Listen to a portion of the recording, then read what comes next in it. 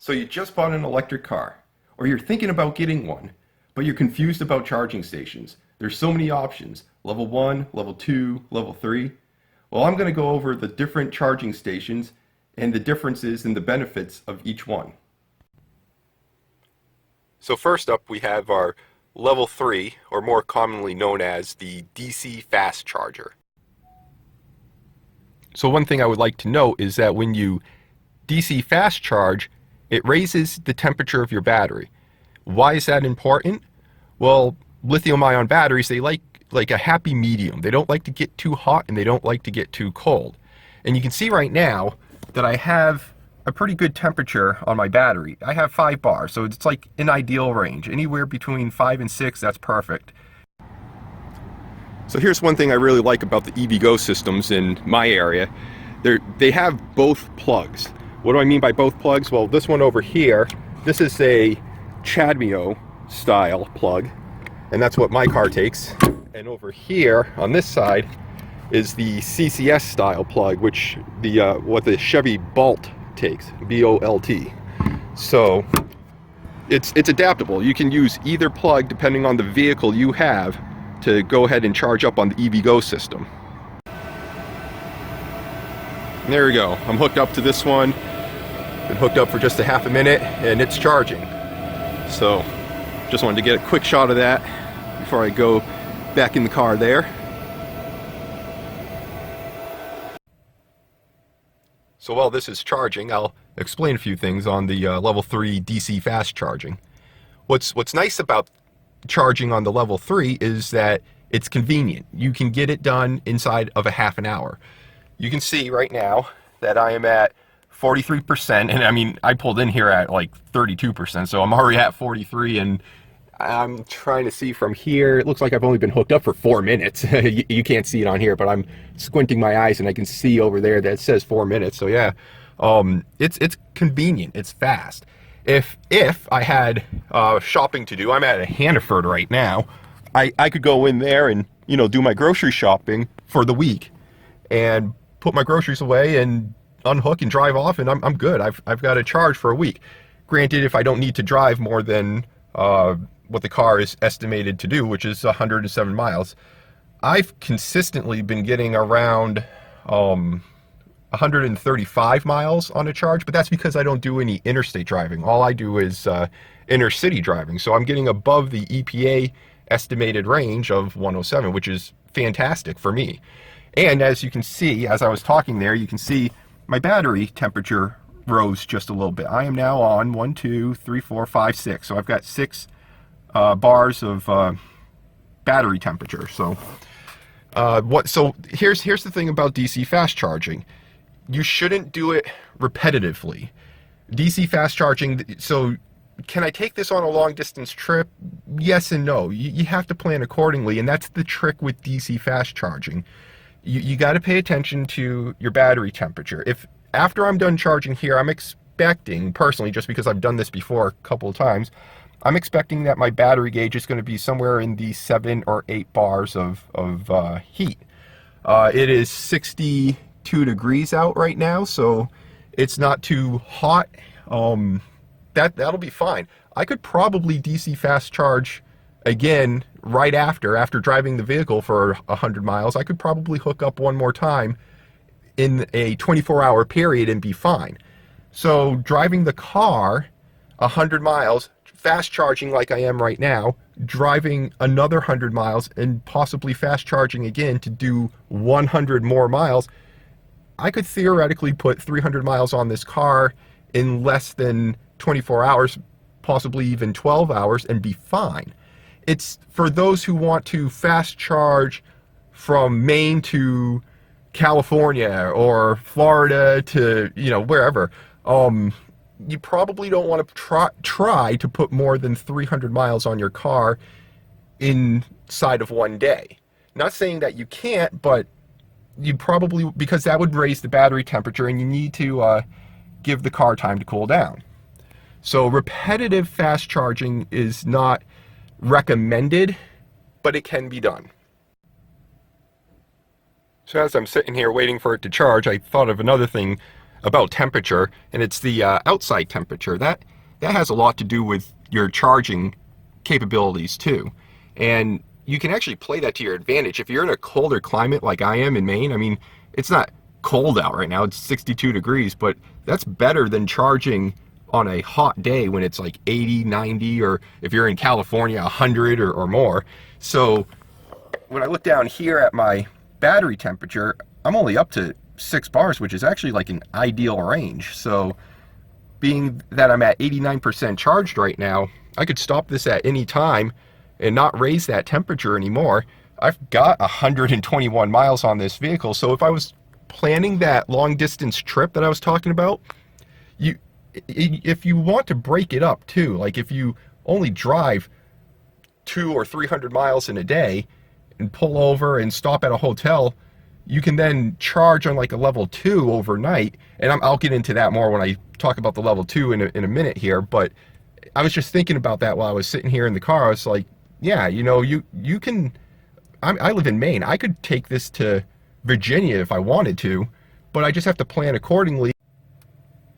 I know there are some out there that would like to just drive nonstop, do their 600-mile trip or 700-mile trip in one day. But for families like mine, you know, we would like to drive maybe 250, 300 miles tops and stop, spend the night, and then go the next day for another 200 or 300 miles and then get to our destination.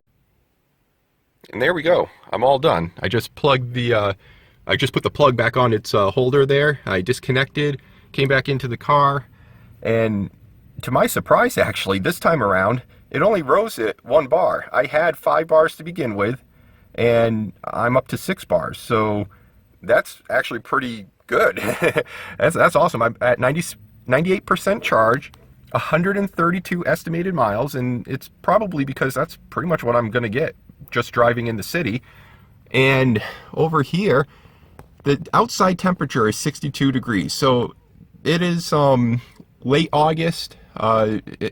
In 2 more days, it's going to be the 1st of September. And these colder days and cooler nights, I think really does help out the battery. I was really expecting that to be 8 bars, but I think the only reason I was expecting that is because before in the past when I charged, it would be an 80 degree, 90 degree day outside, and it was still kind of warm outside when I charged, so it rose that battery heat. So I really think charging the batteries in cooler weather is better for the car, or at least you can have more frequent quick charges like I just did here. So what I'm going to do right here before I head out is I'm going to take that trip right there and I'm going to reset it so that you can see my odometer says 2,549 miles. This has an estimate of 132. I'm going to drive home. It's like 20 miles away, something like that. Let's see what the miles say when we do the math once I get home. All right, so here I am back home. I just pulled in, and as you can see, I drove 19.6 miles, so 20 miles. And you take that 20, add it to the 113 that it estimates it can do, and that's 133. So actually, I drove 20 miles and I gained 1 mile. So thanks to the hills and everything, that 20-mile trip, I had a couple of hills I was able to, you know, get that regenerative braking. And you can see my battery temperature is still pretty much where it was, where, yeah, 1, 2, 3, 4, 5, 6. So it hasn't risen anymore. And by sitting here, it's 55 degrees. I expect in the morning, and I'll get a recording of this too, that will go down. So, but yeah, that's what other vehicle, like if you fill up 15 gallons of gas and then you burn 5, you're not going to be left with 11 gallons of gas. It just doesn't happen. But with an electric vehicle, I drove 20 miles and I gained 1 mile. So that is flipping awesome. All right, so that's it for tonight, and I will move on to level 2 charging in the morning. All right, and here we go. So it's the next morning. I just wanted to get a quick recording here before I head off to work. I just pulled the car out of the garage, and As you can see, I'm at 89%, just like it was last night, 113 estimated miles. But what I wanted to make note of was the battery temperature. You can see I'm back down to normal, 5 bars of battery heat, and it's 59 degrees outside. So after doing that DC fast charging, I could drive this car all day, and then if I needed to, I could do another quick charge and I'd be fine. So that's level 3 DC fast charging in a nutshell. It's fast, it's convenient, and as long as you pay attention to your battery temperature, you'll have no problem charging once or twice or maybe even 3 times in a day. So that's level 3. Now let's move on to level 2 charging, or also referred to as destination charging. Destination charging is perfect for when you don't need that quick charge inside of a half an hour. And it's also healthier for your battery pack because it's not going to generate that much heat as compared to when you're hooked up to a level 3. Now I'm currently at my dealership, and they have several of these level 2 destination chargers all over the place. I'm hooked up to the one that's on the side of the building here, but they have 2 more out front, and then they also have, well, they have a level 3, but we won't get into that right now. But yeah, this is a level 2 destination charger, and one thing to keep in mind with the level 2s is that not all level 2s are created equal. Some level 2s provide up to 30 amps, some level 2s are only 24 amps, and then there are some that are even higher than that, 40 and 50. And I'll explain in a moment why that's important. So with your destination charger or your level 2 charger, depending on the one that you hook up to, will depend on how long it's going to take to recharge the vehicle. So with 30 amps, I can pretty much go by the top number there, the 6 kilowatts, and I can recharge this car at the current charge level that I'm at in about 3.5 hours.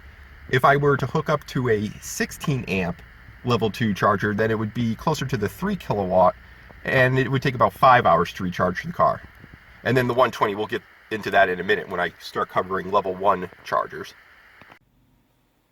So buying a level 2 for home use, there are many options. I just happen to be on one manufacturer's website, Clipper Creek, right here, and on like this first page, there's several different variations. I mean, you've got one that can do 16 amps level 2, you've got one that can do 32 amps on a level 2, one that can do 40 amps, and it's just, they go all over the place. 24 amps down there, so there's like, you can get them in all different configurations, but I recommend getting one as high as you can go, like 40, 50, or greater even, because then you're going to be future-proofing your investment. If you end up getting a car that can support the 6.6, which is what my car can do, that's great. It's only going to draw about 30 amps. But if you get a car that can do like 9.6 or something higher than that, you're going to want to invest in either a 40 amp or a 50 amp unit so that you can get the full current draw that that vehicle can do. Another thing you'll want to keep in mind is your household electrical service. Can it keep up with the demand that you're going to be putting on it? This is our prior 100 amp service, which we just had replaced with a 200 amp service over here.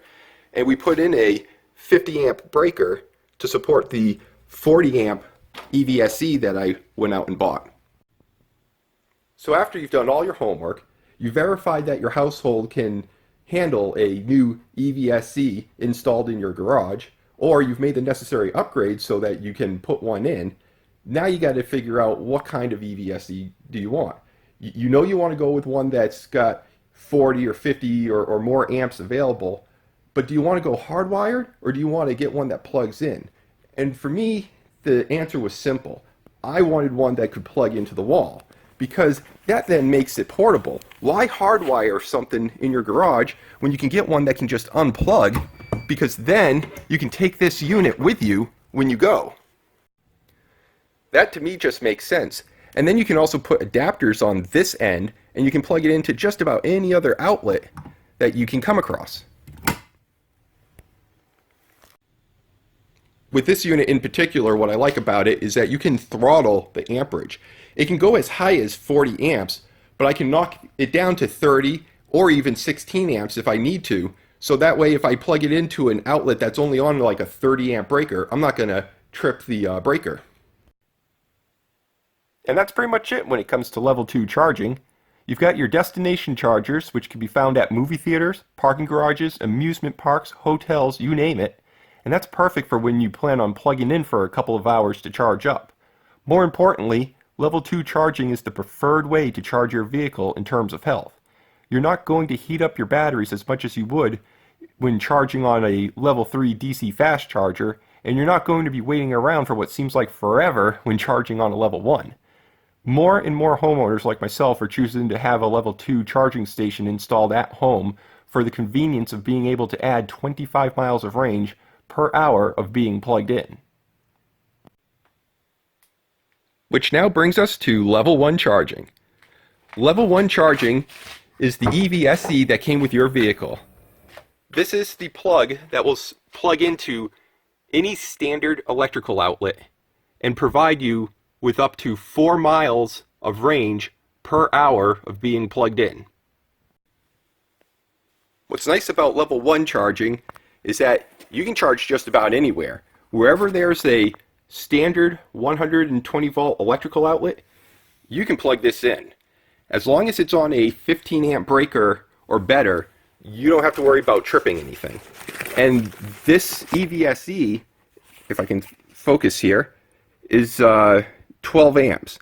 So that's pretty much like the equivalent of a 1500 watt microwave oven. If you could run a 1500 watt microwave oven on the outlet that's in question, you can pretty much charge your car on the same outlet. I wouldn't recommend running the oven and the car at the same time, but I'm just saying, if you don't trip a breaker with a 1500 watt microwave oven, you're not going to trip a breaker when plugging in your EVSE to charge your electric car. If all you have access to is a 120 volt outlet, then charging on a level 1 is perfectly fine. And if you plug in at night, if you give it roughly 12 hours, you're going to get about 50 miles of range each time you plug in. So plugging in overnight is perfect for a level 1 EVSE. And again, you can't beat the convenience of being able to plug in anywhere.